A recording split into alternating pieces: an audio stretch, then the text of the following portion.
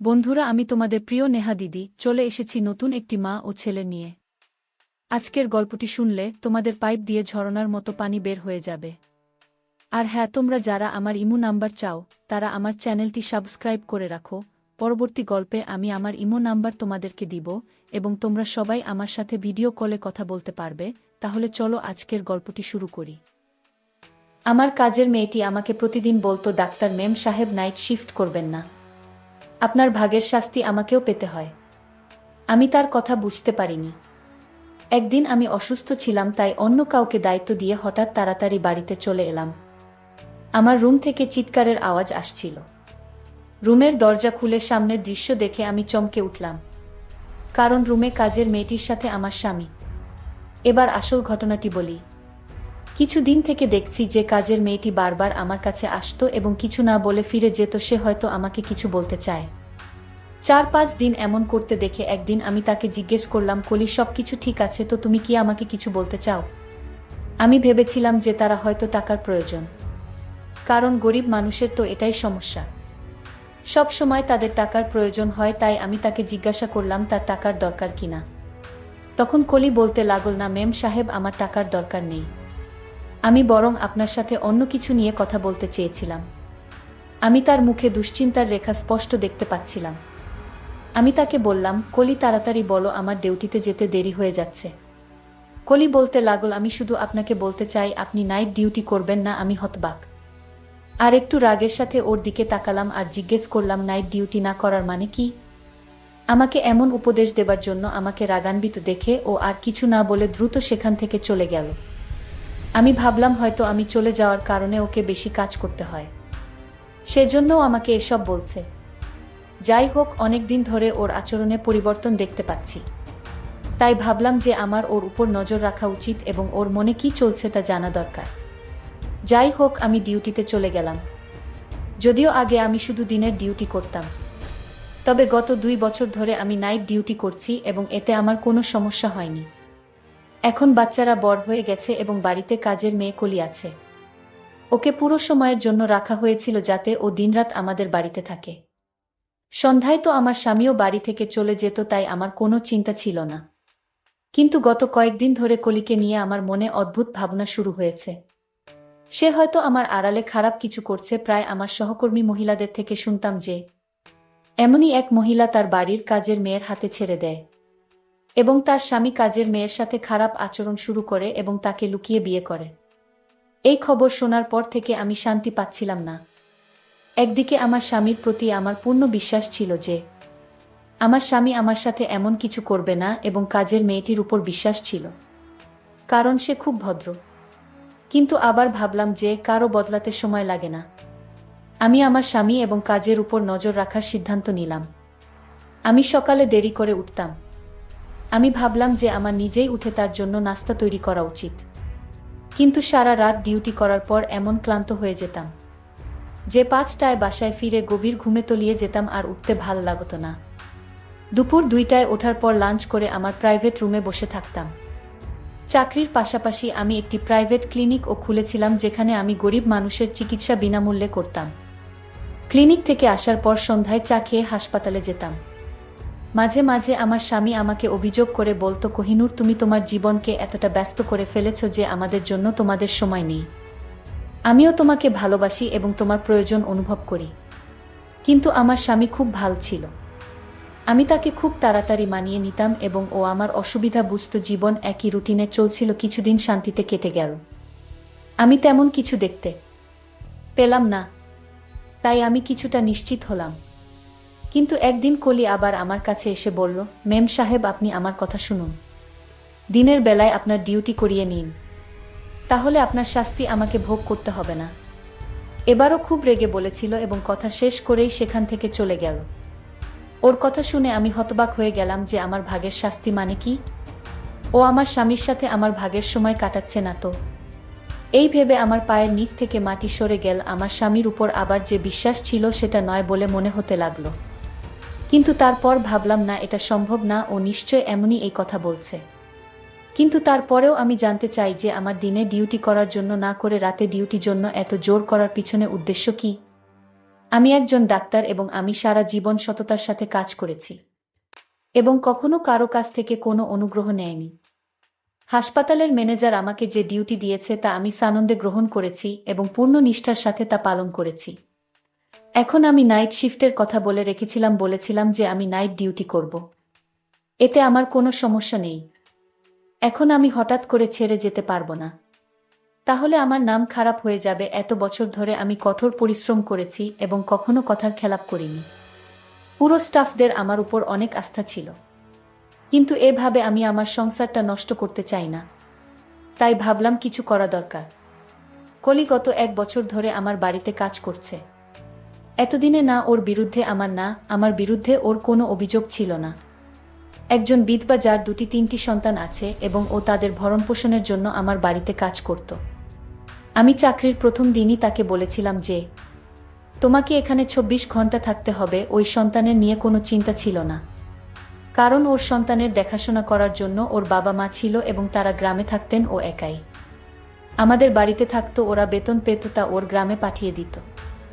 যদিও আমি ওকে অনেকবার বলেছিলাম যে তুমি চাইলে তোমার সন্তানদের এখানে নিয়ে আসতে পারো, তুমি যেখানেই থাকো তোমার সন্তানরাও সেখানে থাকবে, কিন্তু কেন জানি না ও রাজি ছিল না। ওর সাথে সময়টা ভালোই যাচ্ছিল আজ পর্যন্ত। ও কখনো কারো বিরুদ্ধে অভিযোগ করেনি, কিন্তু এখন গত কয়েকদিন ধরে খেয়াল করছি ওর আচরণ অদ্ভুত হয়ে গেছে। প্রতিবারই ও আমাকে একই কথা বলতে থাকল, ম্যাম সাহেব দিনের বেলা আপনার ডিউটি নিয়ে নিন আর রাতে বাসায় থাকুন। আমি কিছুই বুঝতে পারছি না রাতে বাসায় কি এমন হয় যার কারণে ও এত ঘাবড়ে যায়। এবং আমাকে এই কথা বলে একদিন এমন হল যে আমি ডিউটিতে ছিলাম, এমন সময় হঠাৎ একজন নার্স আমার কাছে এসে বলল যে অনেক দূর থেকে একজন মহিলা আপনার সাথে দেখা করতে এসেছে। আমি জিজ্ঞাসা করলাম সে কি রোগী, কারণ এই সময় আমার ডিউটি ছিল। তখন সে বলল না, তিনি আপনার কোনো আত্মীয়। এই সময় আমার কোনো আত্মীয় আমার সাথে দেখা করতে ডিউটিতে আসতে পারে। ভাবতে ভাবতে বের হলাম। বাইরে গিয়ে দেখি একজন অচেনা মহিলা দাঁড়িয়ে আছে। আমি বিরক্ত সাথে তার দিকে তাকিয়ে জিজ্ঞেস করলাম, কে আপনি এবং আমার সাথে দেখা করতে চাইছেন কেন? তুমি কি ডাক্তার নিপুণ? আমি বললাম, হ্যাঁ আমি ডাক্তার নিপুণ। আমার কথা শুনে সে হঠাৎ তার মোবাইলের ক্যামেরা বের করে আমার ছবি ক্লিক করেই হঠাৎ পালিয়ে গেল। আমি কয়েক সেকেন্ডের জন্য বুঝতে পারিনি কি হলো ব্যাপারটা, এবং যখন বুঝতে পারলাম তখন সে আমার থেকে দূরে পালিয়ে গেছে। আমি তার পিছনে জোরে দৌড়ালাম যাতে তাকে জিজ্ঞেস করতে পারি কেন সে আমার ছবি তুলেছে এবং সে কে। কিন্তু সে খুব দ্রুত ছুটতে ছুটতে আমার নাগালের বাইরে চলে গিয়েছিল। আমি ফিরে এসে ভাবতে লাগলাম, এবং ভগবান, আমার সাথে এসব কি হচ্ছে? কে এই মহিলা? তার কেন এখানে এসেছিল কে জানে? আমার কিছু একটা গড়বড় মনে হচ্ছে, যেন খারাপ কিছু হতে চলেছে। আমার ষষ্ঠ এনজিও বারবার আমাকে সংকেত দিচ্ছিল যে সম্ভবত আমার জীবনে কিছু খারাপ ঘটনা ঘটতে চলেছে। আমি এটা জানতাম যে আমি আমার ফ্যামিলি, কারণ রাতে ডিউটি করে খুব ক্লান্ত হয়ে পড়তাম আর সকালে দেরি করে ঘুম থেকে উঠতাম। আমি যখন ঘুম থেকে উঠি তখন আমার স্বামী অফিসে চলে গেছে, এবং রাতে যখন আমি ডিউটিতে যাই তখনও সে অফিস থেকে আসে না। অদ্ভুত জীবন হয়ে গেছে। অনেকদিন আমার স্বামীর সাথে কথাও হচ্ছিল না। আমি এটা অনুভব করতে পেরে সাথে সাথে মোবাইল বের করে আমার স্বামীকে কল করলাম। ভাবলাম অন্তত ফোনে কথা বলি, কিন্তু সে আমার ফোন ধরছে না। তখন আমি তার অফিসের নম্বরে কল করি এবং তার কলিগ আমাকে বলেন যে তিনি গত কয়েকদিন ধরে অফিসে আসছেন না। তার কথা শুনে আমি অবাক হয়ে গিয়েছি। সে অফিসে যাচ্ছে না, এই বিষয়ে আমার কোনো ধারণাই ছিল না। কিন্তু আশ্চর্যের বিষয় হলো যে সে প্রতিদিন অফিসের জন্য বাড়ি থেকে বের হতেন। তাহলে তিনি অফিসের নাম করে কোথায় যেতে পারেন? পরের দিন ছুটি নেওয়ার কথা ভাবলাম। আমি যখন বাড়িতে এই কথাটা জানালাম তখন সবাই খুব খুশি, বিশেষ করে কাজের মেয়ে কলির চোখে মুখে খুশির ছাপ ফুটে উঠল। রাতে খাবার খেয়ে বাইরে হাঁটতে বের হলে দেখলাম কলি কারো সাথে ফোনে কথা বলছে আর কাউকে বলছে মেম সাহেব আজকে বাড়িতে আছেন। আজ আমার কপাল ভালো, নইলে তো তার ভাগের শাস্তি পেতে আমি হয়তো মরেই যেতাম। আমি যখন তার কাছে গেলাম সে হঠাৎ ঘাবড়ে গিয়ে ফোন কেটে দিল। আমি যখন তাকে জিজ্ঞেস করলাম তার সাথে কথা বলছে, সে বলল কারো সাথে নয়, শুধু মাকে ফোন করেছিলাম সন্তানদের খবর নেওয়ার জন্য। এখন কলির প্রতি আমার সন্দেহ বেড়ে গেল। হয়তো সে কোনো ঘোট পাকাচ্ছে অথবা আমার কাছ থেকে বড় কিছু লুকাচ্ছে। এটা তো নয় যে সে কোনো অন্যায় কাজে জড়িয়ে পড়েছে। ভাবলাম আজকে বাড়ি থেকে দেখবে এখানে কি এমন হয়। কিন্তু আমার চোখে কিছুই করল না। সবাই আরামে শুয়ে পড়ল। আমার ছুটির কথা শুনে আমার স্বামী খুব খুশি হয়ে বললেন, কতদিন হয়ে গেল আমরা একসাথে সময় কাটানোর সুযোগ পাইনি। আমিও বুঝতে চেষ্টা করলাম সে কি সত্যিই খুশি, নাকি শুধু খুশির ভান করছে। তাই সন্দেহের চোখে তার দিকে তাকালাম যে এটা সম্ভব কিনা যে আমি বাড়ি ছাড়ার পরে তার এবং কাজের মেয়েটির মধ্যে কোনো সম্পর্ক আছে কিনা।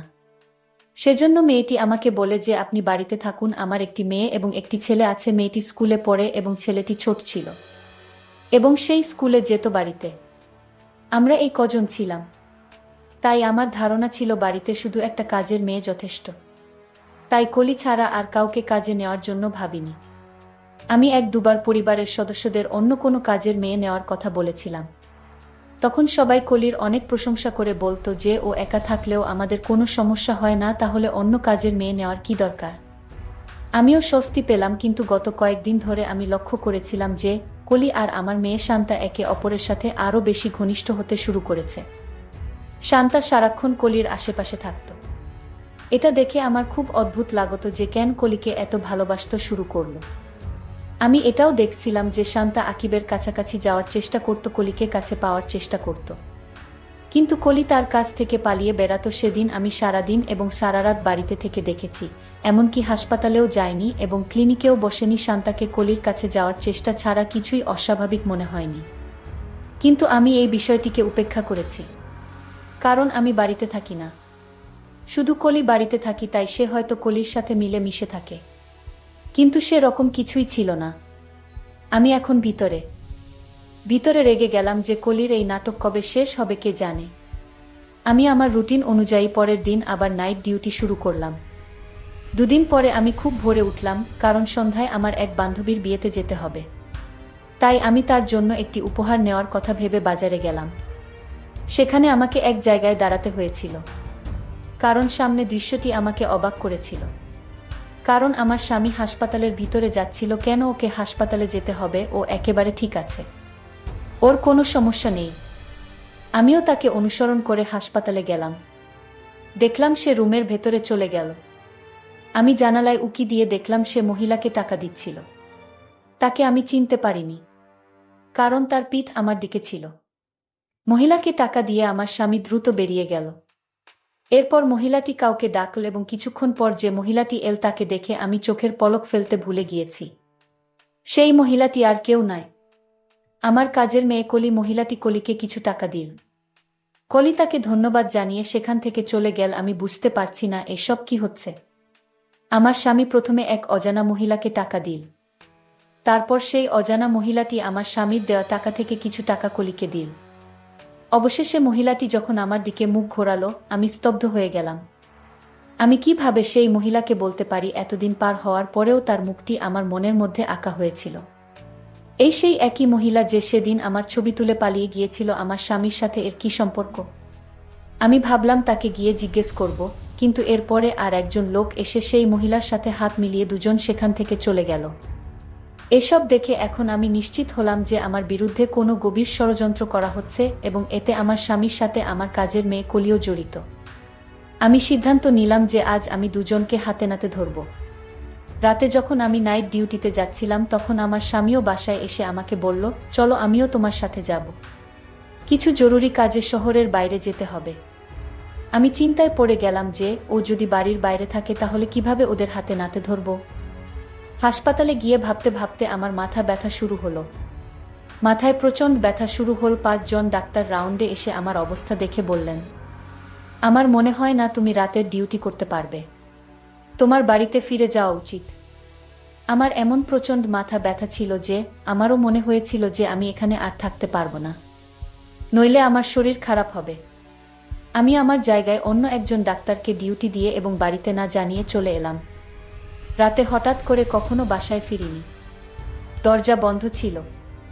ভাবলাম ওদের ঘুম থেকে উঠানোর চেয়ে চাবি দিয়ে দরজা খুললেই ভালো হবে।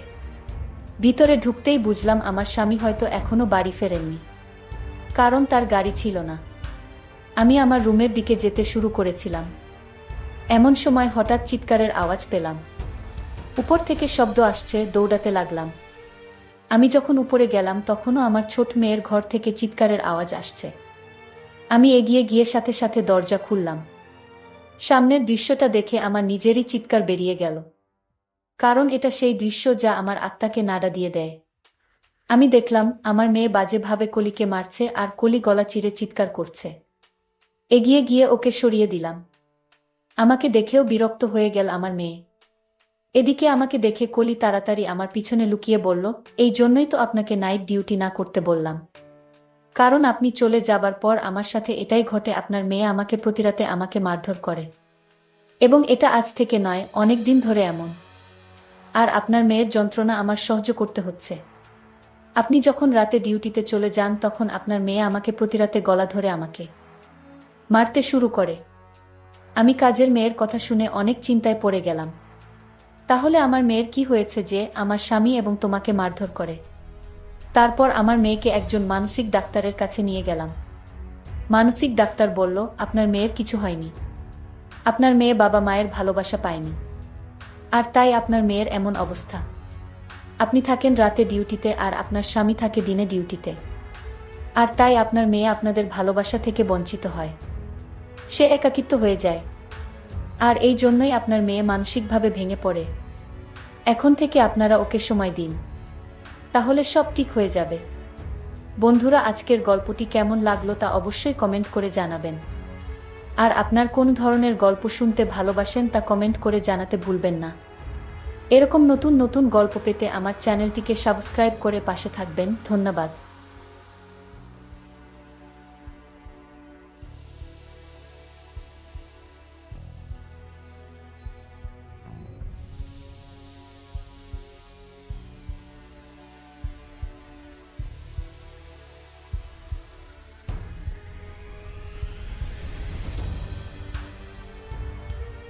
বন্ধুরা, তোমরা যারা আমার ইমো নাম্বার চাও তারা আমার চ্যানেলটি সাবস্ক্রাইব করো, কেননা পরবর্তী গল্পে আমি আমার ইমো নাম্বারটি তোমাদেরকে দিব।